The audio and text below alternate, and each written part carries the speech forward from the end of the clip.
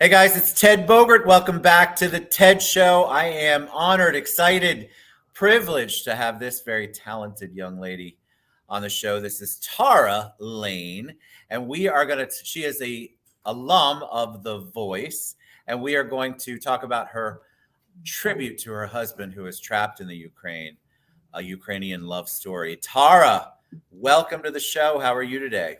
I'm great. Thank you so much for having me.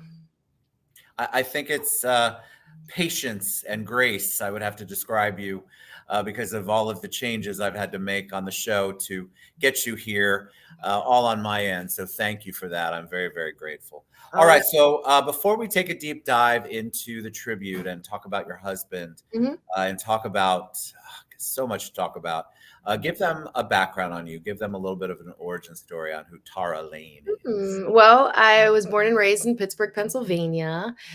I have been singing literally before I could talk. I've been writing since I've been a preteen, and I started my first band in my late teen years. Moved to Nashville, did that whole thing, toured throughout like the northeastern part of the country, then moved out to LA, then moved back to Nashville. Was just doing the dang thing, for a really long time. I'm an independent artist. Then I got on The Voice in 2016. Then I started doing cruise lines, which was a ton of fun. And that's where I met my husband. So I have many questions, of course, many things from that because you dabbled in just a lot of stuff, but only gave us a little. Tell us a little bit about the voice experience. When I have promoted you before, when I was hoping to have you on, I had a lot of people ask me. So that's a big deal. First of all, kudos to you. That's a big deal. This is not TV might make it seem like it's easy to do or easy to get on, and it's just not. So tell us whatever you'd like to share about that, because I know the audience is going to want to know. Yeah, definitely. It's not easy. It's definitely not easy. I moved to Los Angeles in late 2014, early 2015. And I was doing the whole pay to play Sunset Strip with my band. Just looking to have a break somewhere, some type of exposure. And I was called by the producers of The Voice. And I had auditioned for prior seasons and didn't get very far. I had auditioned for AGT, X Factor when that was a show, I American forgot Idol. about that show. Yeah. American Idol when my age was appropriate. Uh, and all of that, and didn't get very far. And yeah, I think that season it was against 40,000 auditions, which is amazing. And I think it's such a big deal. I think because we've grown up on, well, I was old then too, but American Idol and everything. And the way the process is, it looks like anybody and everybody can make it, even the people who don't have necessarily the talent or the writing skills or the chops, the vocal chops to do it. But mhm. it is a huge deal. It is a big deal. So kudos to you for that. Thank And so you moved to cruise lines, one of my favorite topics, one of my favorite ways to travel the world. mhm. And you met your husband there. So tell us how that happened. Yeah, I was singing on the cruise ships with my guitar player. We were singing all kinds of country, rock, and blues covers, and of course, I was singing some of my originals and selling my merch, and it was a lot of fun. It definitely expanded the horizons and like spread more awareness of my artistry. And one day I was complaining about my Wi-Fi connection, and I was looking for the Wi-Fi guy, literally quote unquote. And I somebody pointed me in his direction. He's like, "That's the guy you need." And yeah, that was the first night we met, and it kind of blossomed from there. I called him the Wi-Fi guy, and he became my husband, which I was good with because everybody needs a tech guy under your roof. Listen, I wish I had it. I wish my wife was a tech girl, but that is way after our time of understanding technology. What was it like? Did you guys get married on the ship? Did you get married after? How did that progress? Did you stay on the ship together for a long time? Well, it was an interesting situation because he obviously was Ukrainian. He had a work visa, working on the ship. So he didn't immigrate to America. He wasn't living in America at the time. So what I was doing is I was actually recording and performing in Nashville at the time. And when I was on that ship, we were reporting in New Orleans. So I would drive Saturday nights from Nashville all the way to meet him in New Orleans at 6 a.m. in the morning on Sundays, just to see him. And I started doing that so much that I was like, this has to be something. Why am I driving all night to see this dude? So from there, our relationship grew from there. And when he went to Ukraine, when his contract was over, I went and I visited 2 or 3 times. Gorgeous country, amazing. And we got engaged. And when that happened, we were like, oh crap, we have the whole American immigration process now. So yeah, then we had to do all that during the government shutdown, which was another situation. It's a lot to maneuver through. People don't realize it's not like in the movies where you get married and all of a sudden you get to come over and nobody questions you about anything. I think it's a huge process. It's a really weird feeling like you have to prove to somebody that you love them. Like, I don't know how to explain, like, and people you don't even know. I'm like, why do I have to tell you all this? This is weird. It's an odd, and I get it to a point because I know there's a lot of arranged marriages just to get citizenship. Mm-hmm. But I would think that after all that time, these agents would be able to smell those out and sniff those out and be able to realize what's real and what isn't. All right, let's talk about the topic, which is A Ukrainian Love Story, a tribute to your husband who's trapped in Ukraine. So let's talk about first, if you don't mind sharing, why is he trapped? What he obviously was there. What happened? Yeah. So in January, they celebrate Orthodox Christmas. He and his family celebrate Orthodox Christmas, which is traditionally the first or second week of January, which is different from America, obviously, because we celebrate commercial Christmas, which is like December 25th. So he went over to spend some time with his family and to see his mom because his mother's birthday is the same week. He planned to stay there for a couple weeks, maybe a month, maybe 2. It wasn't going to be like super long, but we're so used to being apart that I was like, go see your family. You know, you spent so much time here, like it's time. Unfortunately, while he was over there, Russia invaded. So what happened is when they invaded, they passed something called martial law, and that prohibited all men ages 18 to 60 from leaving the country. So women and children are allowed to leave, but Ukrainian men, that's a specification too, weren't allowed.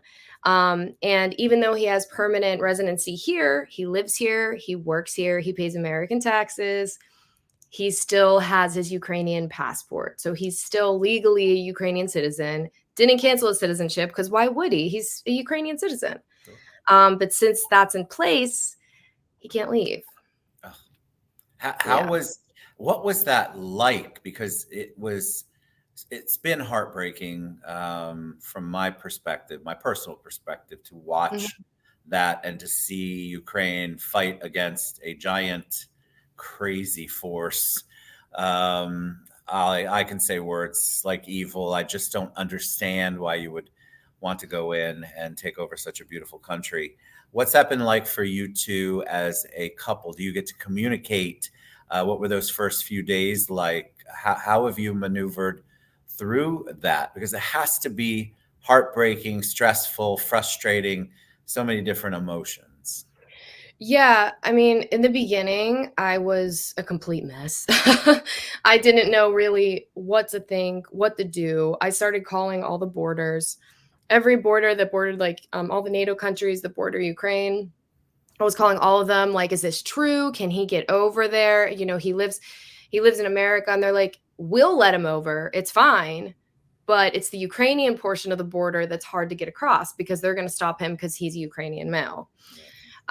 So I was torn apart, sleepless, trying to concentrate on work and doing all this stuff. And I realized, okay, there's one thing that I always do. And what I do is I channel all of my frustrations and my stress into my music and into my art. And I've always wanted to kind of begin sharing my story with my audience, because it is a very interesting story and it could help a lot of people, especially the immigration story that we have. Um, so I just kind of use this as an opportunity with Somewhere Over the Rainbow that I sang as the backdrop to tell our story. And it really helped me deal with it and also just remain distracted. And in the midst of all of this, I'm also raising money for the Bank of Ukraine. So they're supporting the troops and humanitarian efforts within the country. So I'm kind of trying to couple everything, and it's keeping me distracted. It's therapy. Well, the creative side of you, of course, that's where most creatives go. They go to their whatever it is that their talent, their gift is, and then that's how, like you said, they channel it. But this is a bigger deal. This is, to me, you've got a big war going on, which you all probably haven't seen in your lifetime like this, where Russia is going in and basically attacking a bordering country. So there's a lot of emotions here that I can't even imagine. When I was reading everything you wrote, of course, did a little research, I kept thinking to myself, what would I do? Because I would imagine you feel helpless, or at least you did in the beginning, because you can't get him out. You can't get him out. And that, I think that would have broken my heart. But you're resilient, obviously. And so you decided to go the different route and do a tribute. Yeah. I mean, I contacted senators here, the Department of State, the USCIS, which is the Immigration Department, trying to expedite his citizenship. And, they said, we can't do anything about this. This isn't really in our jurisdiction. I literally continue to do everything I possibly can to get him back.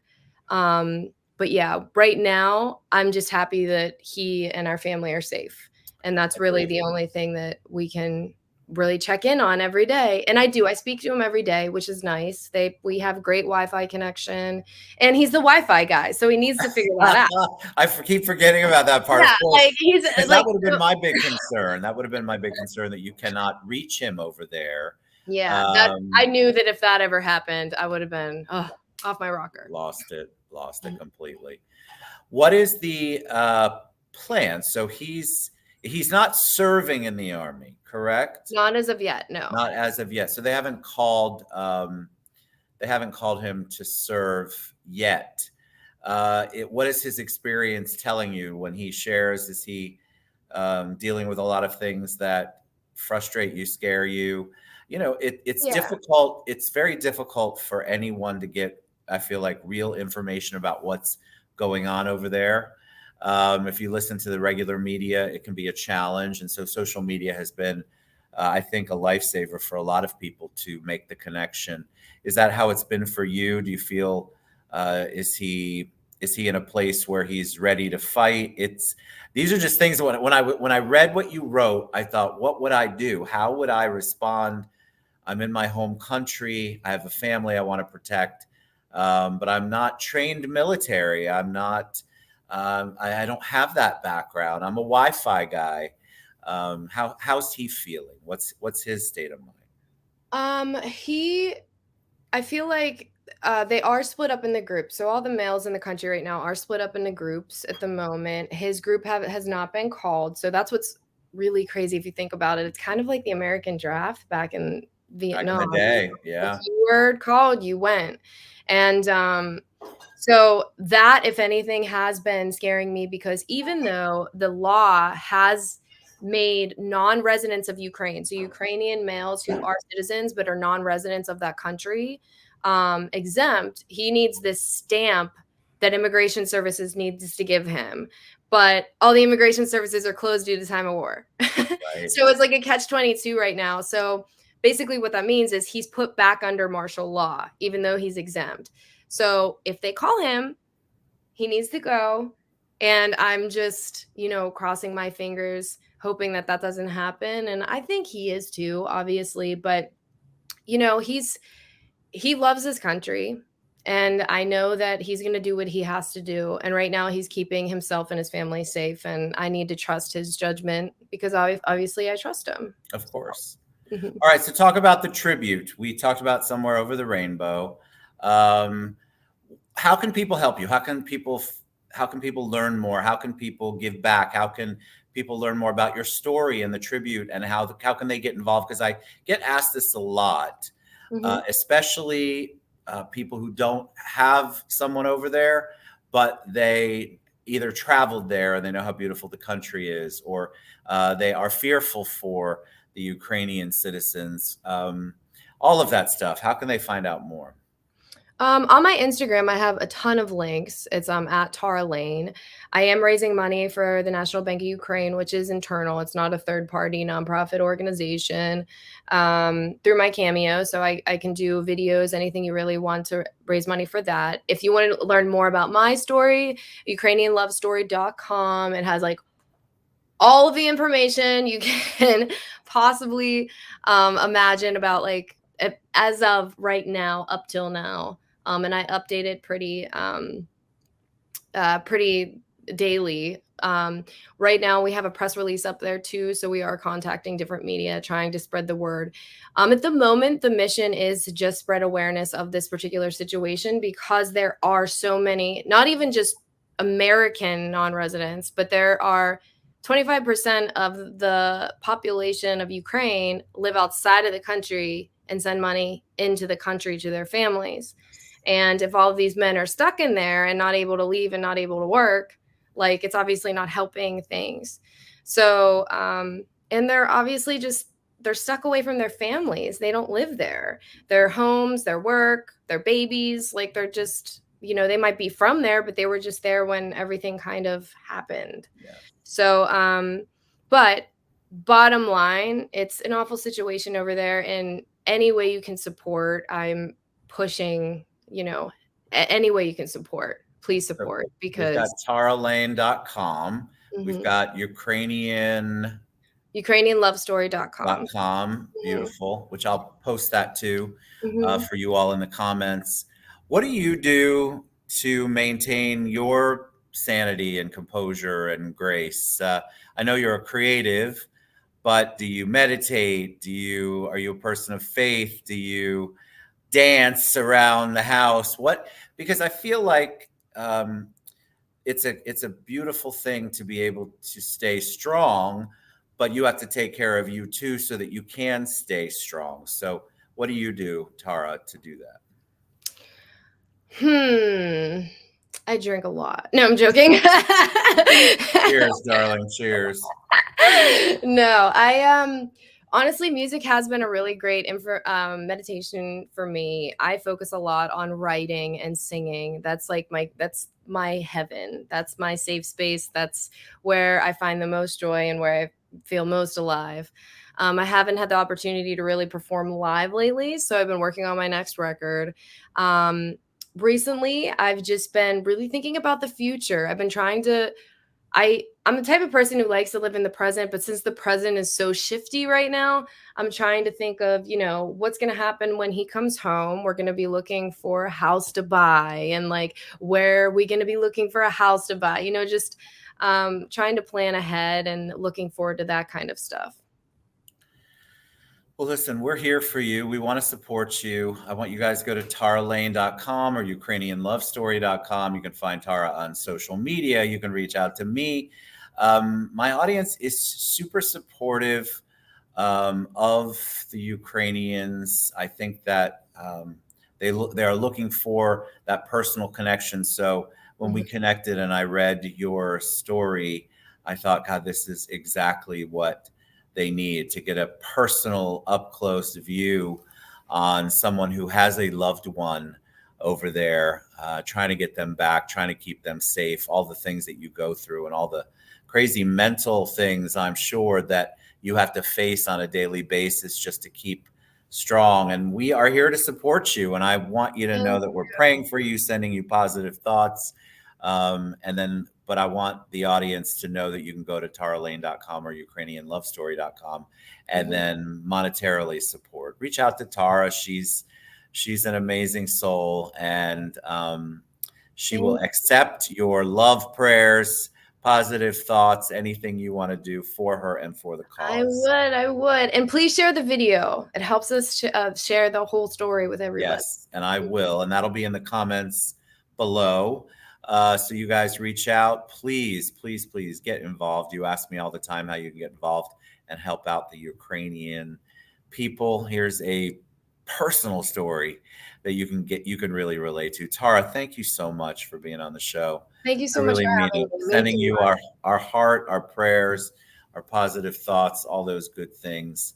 Come back anytime. Thank you so Thinking much. about your husband and his family all the time. Yeah, thank you. All right, Tara, Hope to thank touch you. base soon. Absolutely, absolutely. All right, guys, let's bring them home. Let's get this over with. Let's help Yeah. them out while they're there. All right, bye, everybody. Have a good one.